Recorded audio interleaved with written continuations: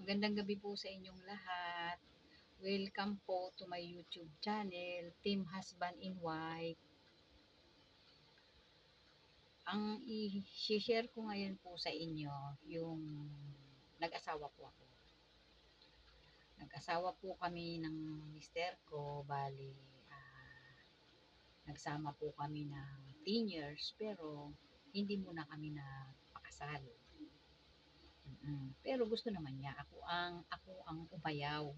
Kasi nga, syempre, iniisip ko, tama ba yung ibig ko sabihin, magagampanan ko ba yung obligasyon ko? Kasi nga, syempre, bata ako nung nag-asawa ko. So, isa pa, wala akong nanay, wala akong tatay. Hindi ko alam kung ano ang mangyayari, walang magtuturo sa akin. Kasi mas matanda sa akin yung mister ko nung nag-asawa kami. Mas matanda siya sa akin ng 5 taon. So, ako mag-20 pa lang ako ng mga panahon na yon. So, eto na nga, hindi nagsama kami ng 10 taon, hindi kami kasal. Tapos bandang huli, yun nga, sabi ng mister ko yun na papakasal na kami. Kinasal kami 2 beses. Isa sa huwes, isa sa simbahan. Iba pala ang pakiramdam kapag kayo po ay nakasal kaysa sa hindi. May blessing po ni Lord, ibang-iba ko. Ako, hindi po, hanggat maaari, ang mag-asawa or magkalipin, dapat po, nagpapakasal po. Kasi po, kapag kayo po na nabasbasan ni Lord, iba ho ang pakiramdam kaysa sa nagsasama kayo na wala hong blessing. Hindi ko naman sinasabi na yung mga nagli-live-in ngayon, magpakasal kayo. Nasa sa inyo po yun. Pero, base ho dun sa aking karanasan, yun po ang namin, kami mag-asawa. So, kami kasal, kami sa simbahan at saka sa huwes. At marami akong natutunan sa pag-aasawa. Ako naman po yung tao na yung obligasyon bilang babae, bilang asawa. Siyempre, kahit nawala sa akin ng turo, ginampanan ko yun bilang asawa niya. So, yung aking asawa rin naman, ganun din naman. Ang kagandahan lang namin ng mga panahon na yun, hindi kami pala away ng mag-asawa. Di ba marami sa mag-asawa na nag-aaway lagi tungkol sa pera, konting bagay lang, nag-aaway sila. Kami po hindi po. Lalo na po ako. Kasi nung panahon na yun na nag-asawa kami, wala po siyang trabaho. Pero hindi naman po siya nawawalaan ng sideline. Lagi po siyang may sideline, lalo na po nung nagkaanak kami. Kasi hindi po kami umasa sa binan ko. Kusa po siyang naghahanap ng pagkakakitaan. Hindi po siya nag-ano na manghihingi sa tatay. Siguro mayroon din naman time, pero hindi naman yung madalas. Bihirang-bihira. Siyempre, nauubusan din po kami ng mga panahon ng stock na yun. So, nag-aano po kami sa binan kong babae. So, ito na po, sige, nagtatrabaho siya. Yung kinikita niya ng mga panahon, napakaliit po. At tapos nagkaanak pa kami. Tapos nag-aaral na yung panganay ko. Isa pa lang po kasi matagal po siya nasundan. Bali, 7 taon po siya bago namin sinundan. Planong-plano talaga na isa or dalawa lang ang magiging anak namin kasi nga mahirap po buhay tsaka ang liit po ng sweldo ng mga panahon na yun. Ay di, eto na, susweldo siya ng magkano lang. Kung minsan, 12 nga lang ang naiuwi niya sa bahay. Kung minsan, wala pa kasi binabawasan pa yun eh. Napakaliit. Di naman po kami umuupa. Pero siyempre may mga binabayaran din po kami, kuryente, tubig. Nag-share din po kami sa binan ko. Ako po, pag sumildo po yung asawa ko, ito po ang ano ko sa inyo ha, hindi po ko alam kung maniniwala po kayo sa akin. Hanggang ngayon po, ganun po ang namin, ang patakaran namin. Lalo na po ako. Hindi naman niya sinabi na wag niya ibibigay yung sweldo niya. Pag sumweldo po yan, hindi ko po sa kanya kinukuha yung sweldo niya. Siya po ang bahala ron. Kasi alam naman niya po yung kanyang obligasyon bilang tatay, bilang asawa. So, ang ginagawa niya, kung magkano man yung sweldo niya, ibibigay niya sa akin yung panggastos na pang araw-araw. Yun lang po ang hahawakan ko. Hindi po ako nagrereklamo. Hindi po sinasabi, hindi po ako nagsasabi na, oh, ba't ito lang ang ibibigay mo sa akin? Hindi. Manggugrocery na po kami niyan. Kung anong kailangan sa loob ng bahay. Lahat po, pambayad ng tubig, pambayad ng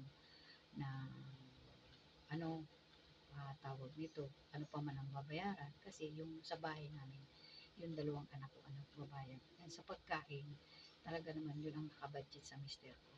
So, may iba pang gastusin. So, ngayon, kung magkano man ang natira dun sa sweldo niya, hindi ko yung pinakikialaman. Ako, bibigyan niya ako ng panggastos.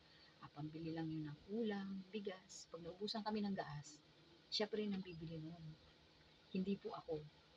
Hindi yung sasabihin niya, oh, ibawas mo yan. Kung palagay mo na binigyan ako niya ng 4,000, sabi niya, oh, ibawas mo yung gas. Hindi po ganun. Ah, sa kanya yung sinasabi ko sa kanya yun. Basta ako, pang ulam araw-araw, pang, pang, yan yung almusal, pambili ng bigas, ganun lang ang inaano ko roon. Tapos kung may matitira sa akin, di thank you. Kung wala, di okay lang. Ngayon, kung tungkol naman sa sarili ko, pag, pag kailangan kong bumili ng ganito, sinasabi naman niya sa akin, oh, ma, ano bang gusto mong bilhin? Sabi ko, wag na, kasi hindi naman ako yung magastos na tao. Ibinabahagi ko lang po sa inyo kasi sa panahon po talaga ngayon, kadalasan sa mag-asawa ang pinag-aawayan pera. Hindi ko sinasabi lahat na mag-asawa, ganun ha. Kadalasan po, ganun, di ba pera? Kasi sa mahal po ng bilihin ngayon. Kasi tayo pong mga misis, kung hindi po tayo marunong mag-budget, ang hirap po talaga. Talaga naman, kahit sumildo ka ng 20,000 sa isang buwan, kulang pa po yun. Lalo na kung nagbabayad ka po ng bahay.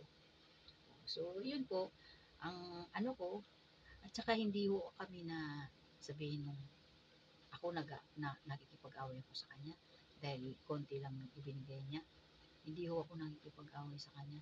Binibigyan ko po siya ng karapatan doon sa sweldo niya dahil siya po ang nagpapakahirap araw-araw. Siya po. So, yung itiin niya, hindi ko kinukuha yan. Ngayon, pagka gusto namin, halimbawa, gusto namin mamasyal, kakain sa labas, nagagawa namin naman yun mag-asawa kami, dalawang mag-asawa. Namamasyal kami dyan lang sa tabi-tabi. Okay na kami sa ganun sit up namin. Basta ang ano ko lang, ako mismo nag-ano, na mula Lunes hanggang Biyernes, nagtatrabaho po yung asawa ko. Pagdating na Sabado hanggang Linggo, wala po akong gagawin na maglalaba ka, maglilinis ka. Hindi po. Nandyan lang po kami kung may lulutuin, magluluto po ako para pagsalu-saluhan. Kung hindi naman, lalabas kami mag-asawa, kakain kami sa labas. Kasi malalaki na po ang mga anak ko. Dalawa lang ang anak ko. Yung isa panganay may asawa na. Yung bunso wala pa.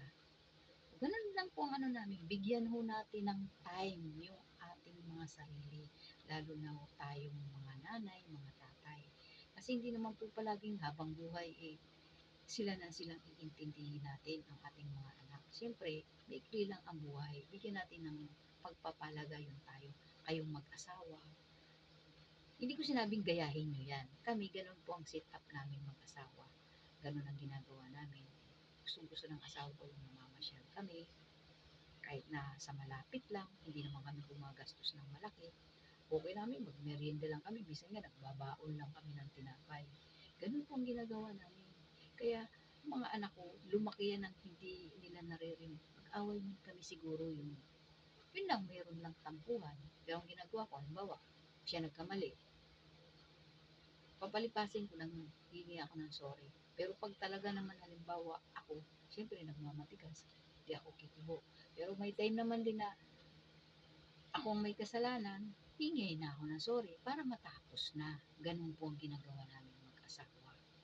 Para, kumbaga sa ano walang away kasi pag nag-aaway kayo lagi, buisit po yun sa loob ng bahay at naririnig po ng mga bata. Kaya kami, naglakihan ng mga anak ko. Sabi ko nga sa kanila, hanggat maaari, sana dumating yung time na yun na makatagpo kayo na makakasama niyo habang buhay na nagkakaintindihan kayo. Kasi hindi po pwedeng basta ka na lang tumibok yung puso mo, ayun na yun. Hindi eh. Kailangan mamimili ka rin. Siguro ako maswerte lang din po ako sa asawa ko kasi napakabait po ng asawa ko. Ano tawag nito yung bang nagkakaanuhan kami sa mga problema. Kumbaga sa ano, 'pag ako may mali, hindi niya i-aanuhin niya talagang sasabihan niya ako. Pagka siya naman may mali, siyempre kailangan din mag-usap kayong dalawa, hindi yung parehas kayong magbabangayan. Kasi 'pag nagbangayan kayo, walang mangyayari. Hindi hindi maaayos yung gulo na yun kung parehas kayong magmamatigasan. Sana ang aking shinare sa inyo ay magkaroon po sana ng aral, lalo na ngayon sa mga kabataan, nagpapadalos-dalos na mag-asawa, lalo na yung mga teenager sa panahon ngayon. Naku po, Diyos ko, hindi po yun, pag tumibok na yung puso mo, ayun na yun. Hindi po, hindi po yun. Magbabago pa po yan. Kasi, ang mga kabataan ngayon, pag pinagsabihan mo, wala, aangas nga lang ka pa, magagalit pa sa'yo, o hindi susunod, bandang huli, pag nangyari na, pagsisisihan, paano yun? Kung nagsama na sila, may anak na sila, kawawa po yung mga bata, hindi mo ba? So ako, kahit na wala akong magulang, nag-asawa man akong bata pa, ginampanan ko yung obligasyon ko bilang asawa, bilang nanay. Ngayon po, lola na ako, may 2 apo, lola na, yaya pa sa lahat. Nakakatuwa na nakakakonsumi.